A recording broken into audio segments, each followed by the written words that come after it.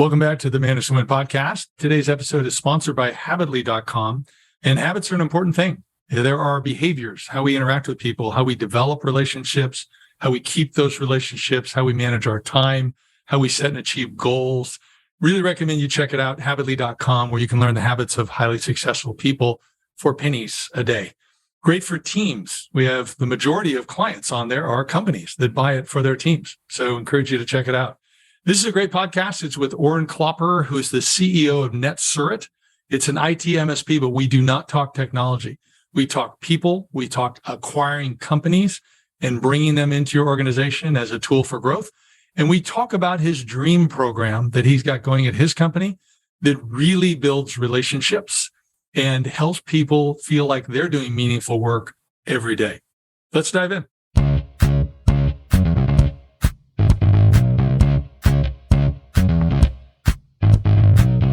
Orrin, thank you for being on the show. I love what I'm seeing about your company. You got about 300 employees, 35 million in sales. You're just growing like gangbusters. And I think you've got some great information for our audience. But my question starts with, how did you get here? What made you decide to jump into this business? Where'd you come from? You're doing a great job. Yeah, thanks, David. And I suppose the one thought when you arrive at a certain place as an entrepreneur is there is so much that happened in getting there, and I've never arrived at a place in our business where I felt like I've arrived and everything's perfect. And I'm deeply proud of what we've achieved, but there's still so much we're getting right. But I suppose if I look, how did we end up choosing this space? I was quite fortunate at university, and I met some great friends, and one of them had already started a business with his brother selling engineering calculators and computers to engineers and friends and family. So I did a BCom degree, a Bachelor of Commerce, and the university I was at, if you were doing well, they allowed you to do an extra major for free. So I took an extra major in my second year of university, which was 1995, which was information systems. And I loved information systems because, to be honest, the other commerce subjects, it just didn't feel like they wanted me to think at all. I just got the sense they wanted me to regurgitate whatever I'd read in the textbook. And the thing about information systems was I really felt like I was applying my mind. And then Rian and his brother Onno invited me to come and sell for them. And at that point, I'd got a student loan to pay for my degree, but I was doing lots of things to pay for to make money from selling seconded shoes, like shoes that were slightly defected, to building sites in restaurants. I worked in restaurants. I worked at a flea market. We used to throw parties and charge people to get into the parties. And then I just love the computers. I loved sales, and I was not the most technical. And, so kind of just carried on doing it until the late 90s, where we sort of landed on sort of our focus. And we saw a lot of small and medium entrepreneurial businesses that were being totally exploited, not having an understanding of technology, and providers were selling them technology they did not need. It was overpriced, and it was just a terrible experience for them. And that was the Y2K scare, wasn't it? That's it. And with the onset of Y2K, it got worse. So we said, okay, how do we build a business that's going to charge our customers a set monthly amount where they will be able to predict what they're going to spend, and we will take the risk.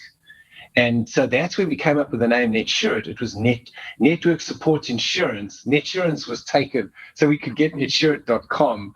And then that's really how we ended up focusing on the SMB space with a monthly fee that we can be reliable and trustworthy. And that's still what we do to this very day. And now we look at customers between 25 to 1,000 user environments. But that's very much what we still do today. That's amazing. And now, have you grown all organically or done some acquisitions? Because I think I saw something where you actually like doing acquisitions. Yes, so we had done smaller ad hoc acquisitions in the history of the business, but going into 20 and the end of 2019, we said we want to make this one of our primary growth focus areas. And so we did 3 acquisitions in 2021. But it might be interesting to just share. So, I mean, if I look at our business in 2019, and I think most entrepreneurs can reflect on this in times where your business just seems to be thriving and in flow, and other times it's just, you just have so many challenges and problems. And going into 2019 and going into the strategic planning for 2020, we took a hard look at the business. And to say, I mean, our organic growth had not only stalled, but we experienced some significant customer loss. There were 2 big customers that we lost in 2020 that we saw coming, that had absolutely nothing to do with the pandemic. One was they decided to insource, and the other was a global outsource, and we didn't have offices in all those regions. So we lost 2 of our biggest customers, and our organic growth was in a hole, like you cannot imagine. And we were looking at, in the face of, in our minds, one of the worst macroeconomic tsunamis to ever hit our business, being the pandemic. And we didn't know how it was going to unravel and what impact it would have. So if I look at that year, one of the toughest years in my life as an entrepreneur, we did 3 rounds of layoffs. We haven't done that many rounds of layoffs probably, if you look at the last 15 years of the business combined. Three rounds of layoffs.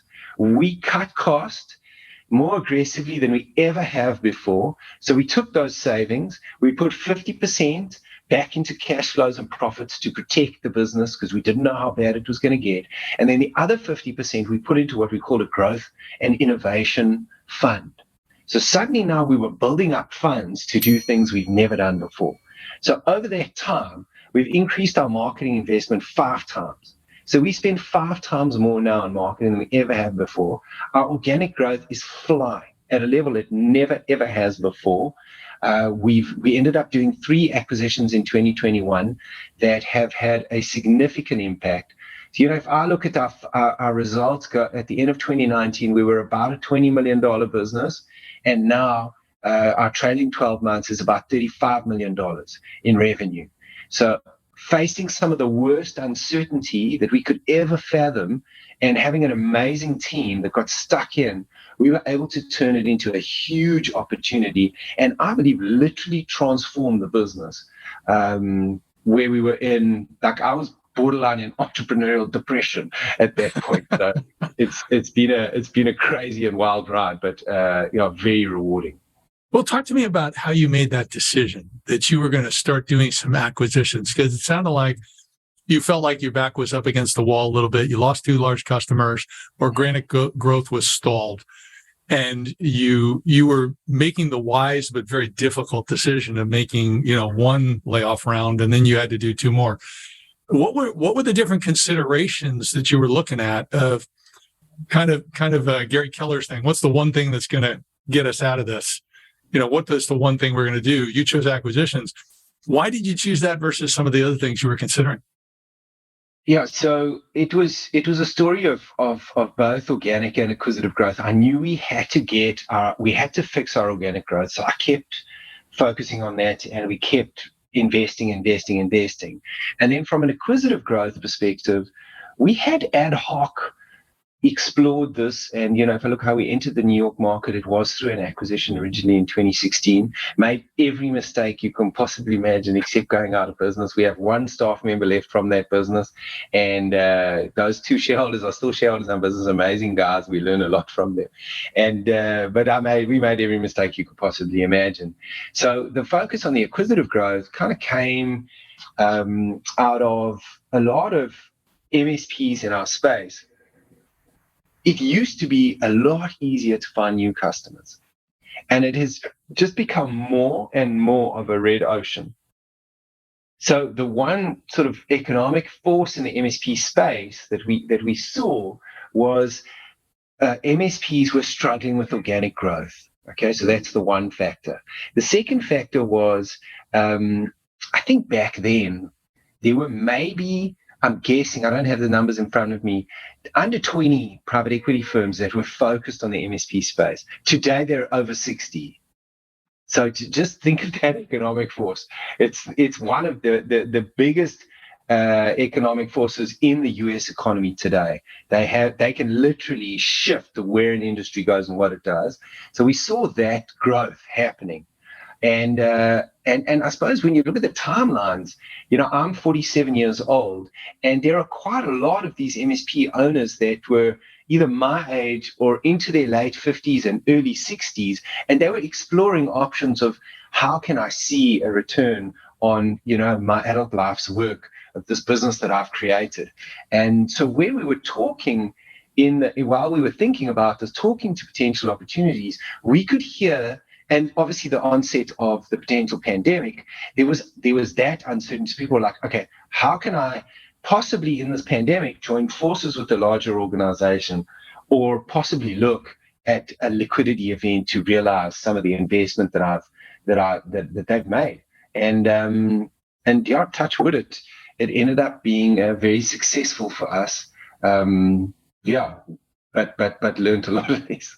Well, congratulations. Too bad you had to learn the hard way. I know that route very well. So I've cleared that path. But, you've also gone through a lot of different growth phases, both the acquisitions and separate of the acquisitions. And my understanding is you've got kind of a framework for how to keep the culture aligned in these different phases of growth. What does that look like? Walk us through that. Yes, so our purpose is supporting the dreams of the doers, and there are two pillars in that: the people pillar and our customer pillar. So the people pillar of supporting the dreams of the doers is, it goes back in 2004. There was one of our top engineers who's actually in our New York team now, and in those days there weren't clouds, there weren't fancy server rooms. It was generally a broom closet with like a server in it and no air conditioning. So when the real summer hit, and this was back in South Africa, those heats went up and those servers crashed. And despite us telling them, you need to do this right, and we were still a smaller business then. Anyway, there'd been, I don't know how many server crashes Sean had worked on. He was sitting in front of the computer in a server room. He wasn't typing and he wasn't talking. So it had a breakdown. And I realized then that if we were going to build something and scale something that was really going to make a difference in people's lives, it needed to encourage balance across all the spokes of life, not just work. Because a lot of the guys in the IT industry, they love this. They're going to go home and they're going to tinker around on servers and write scripts and do things anyway. So we realized we needed to be proactive in encouraging balance. That was in 2004, and I've been using a tool called Map for Life to set my personal goals and dreams since then. And then I attended a program at MIT where a guy called Cameron Herold mentioned a book by Matthew Kelly called The Dream Manager. Yeah. And then the following year, we did an intervention with Simon Sinek at Stanford. And so across that and just looking at what's the why of our organization, I realized the first and most important why is our people. And so we created what we call our Dreams program, where you create a dream book once a year. Your dream book is your top 10 personal goals and dreams visualized. So it's in our incarnation in that shirt, it's a PowerPoint deck with 10 slides with your top 10 personal goals and dreams visualized. That's it. And so we have over 300 dream books completed, and we redo them each year. You get put in a dream group, which almost becomes like a mastermind or a forum where you meet once a month and you kind of check in and update with each other. How's it going with your dreams? The one method is called a rose, bud, and a thorn. You say, what's a rose in the context of your dream book right now? What's a bud? What's a thorn? You share challenges and experiences. And it has been an unbelievably powerful and real part of our culture to keep the glue through the growth, to keep the glue where we were like a 70% in-office culture to now we're probably a 90% remote working culture although we have offices, to keep that glue and connectedness. Because, David, we do something called a Dream Connect, where we encourage you to meet with someone you don't work with and just get to know each other and share your dream book. So it's helped protect the culture as we grow. But in the same breath, some people are skeptics, and they think it's a technique that we're using to manipulate them or control their personal lives. And generally, when they're with us for some time and they understand it, they normally come around. But so that's really, really the heart of it. I love the Dream program that you've got going. I read Matthew Kelly's book years ago, and then had a guy on our podcast a little while ago, Dane Espegard, who had been using it also. And then he has his own version. He calls the Dream Machine. He wrote a book on it, and where he encourages people to just list as many dreams as you want. He had one guy with like 1,000 dreams, which sounds crazy. I think 10 sounds a lot for a year. But let me talk about your program, ask some questions. So how many people are there in each dream group? So it's anywhere between as small as 6 and I think up to 12. Okay, so 6 to 12. And is one person marked as like a facilitator or team lead type thing?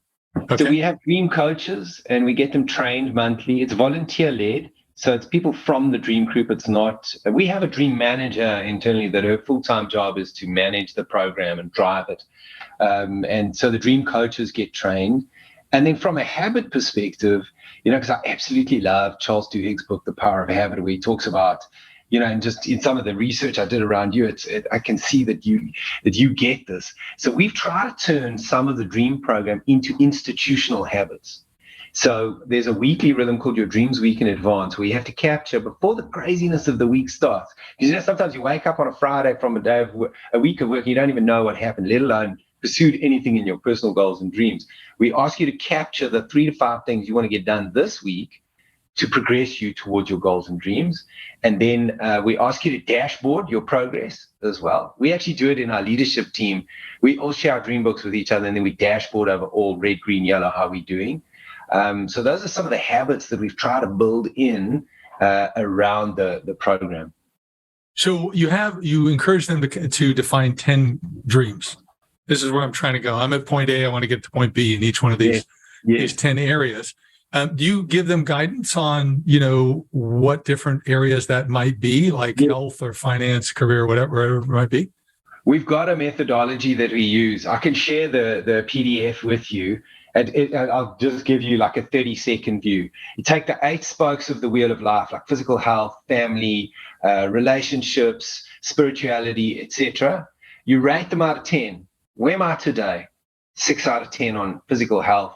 Finances, I'm a 7 out of 10. Okay, so you do a current state analysis. Then you brainstorm per spoke of the wheel of life as if there were no limits, no physical limits, financial, no limits whatsoever. What would you want to achieve there? Okay, some of them can be simple, like, buy a new car, or others could be really like buy a mansion in Miami as an example. And so we brainstorm them. So you could end up with like 50 to 200 goals and dreams. And then it takes you through a process using a prioritization methodology to bring it down to your top 25. And then that takes to your top 10. Okay. And do you find that people with some of their top 10, because 10's a lot, with some of their top 10, yeah, that was one of my questions. Yeah, do some people not have 10, or they have like some of them? It's just like, I want to hold this where it is, and really where I want to focus is on these other spokes. Yeah, so you actually, the process does, if you go through it in full detail, you end up with your top 3, and then you have 7 additional. Okay. But some people, you'll find that only have 6 in their dream book. I actually have 11 this year. So, but it's totally up to you. We also make it, so if you don't want to share a goal or dream, you can leave it out. And, so there is a location in Teams where all our dream books are. So if you want to go and see someone's dream book, say it's their birthday coming up and you want to do something, you can go and have a look at their dream book. So it's pretty public. Some of it's like you can look at the goal, but you're not 100% sure what they really mean. It might just be a picture of them with their mom or something. And then when you meet with them, they tell you the story behind it, which is really amazing because, David, what I've seen in my sort of own entrepreneurial journey is sometimes we meet someone and we form a view, right? We don't really know them. We meet them and we form a view. And sometimes it's so wrong, and 9 times out of 10, it's very wrong for me. And there's something that happens when someone shares with you what they really want in their life. There's some type of connection that happens between humans, because in the human spirit, we want to see people achieve what they want in their lives. So there's some kind of magic that happens when people share like this and are vulnerable. It's not for everybody. Some people still believe work and their personal life must be kept separate. We don't. But it's a lot of fun. I like your term form of view instead of we judge them type of thing. I like it. It's softer, much better. So, is the program optional for employees? Yeah. So if you go to Glassdoor and look at our negative reviews, it would say it's not optional. Well, I had a meeting yesterday. Yeah. Go ahead. No, I had a meeting yesterday with a very good friend of mine that is helping us sort of take our program to the next level. And we say it's optional. And I was talking to him about this yesterday. And, but I suppose in a way, you could also debate that it's not. Which is something I still got to wrap my mind around, because, for me, my logic is, if you're going to spend your waking hours at a company and you don't connect with its purpose, then it's probably not the right company to be at. But if you do connect with that purpose and can embrace a program like this, it not only amplifies what you can achieve in your own life, but it has an impact on the other people as well, because they feel that momentum and energy. So, yeah, strictly speaking, we say it's voluntary, but some people believe it's not, and they could be right. Well, and so Matthew Kelly's book, it was voluntary. It was an optional program. Dane Eswigard's approach at his company is it's mandatory, but he's not in New York City. So I'm in California. It's ultra, employers are wrong HR-wise until proven innocent, and New York's the same. So, might have to be a little bit more careful there. But a question I have for you. So also these people are going after goals. Now in Matthew Kelly's book, the way he structured it was that they had an outside like financial advisor or somebody who somebody could meet with as an option to get advice on talking about their goals and then what the process would be to pursue those goals. So your person that runs the program, are they kind of the go-to person that has a variety of skills, or do you have some consultants you bring in for trainings or for advice at any time? Or how do you make certain that if they're saying, I want to achieve this goal, that if they're getting advice from somebody, whether it's the peers in their group who may not be any more skilled or even less skilled than they are at trying to go after that goal, but well-intentioned, versus having somebody who really can give them some sound advice? Yeah, so we bring in a lot do and we leverage some of our benefits providers and partners to do that. So we do a lot of that through existing partners, and then ad hoc we bring in speakers. So every 6 months we do our staff satisfaction survey. It's primarily based on the Gallup employee engagement questions, but we've got a whole lot of questions around the Dreams program. And then we also do the Wheel of Life rating in that. So every 6 months we get a sense across the whole business what areas are the lowest rated, and then we bring resources in around the particular areas that need support and attention, because in essence we have a clear view of what our people really want in their lives. So when we invest like this, we can align it with what is really meaningful. But I think we could do a better job of this. And just listening to you talk, I haven't read his book for a long time.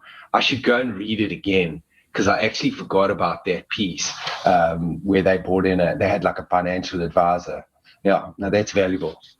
Yeah, and it might be that, or it might be that you're, buying a Dave Ramsey course or something for somebody who's pursuing something financially or whatever. It doesn't have to be necessarily, but I love the fact that a lot of your people are choosing like 3, although they might be tracking up to 10. They're really prioritizing, and yes, having some that are more do or die, maybe not the best phrase, but versus, trying to pursue 10 simultaneously. That's a big load. So that's a challenge. Yeah, and I think a lot of the focus in the dream groups is around, sharing experience and ways in which people have been able to achieve these goals and dreams. And we definitely have a process and where we measure dreams achieved.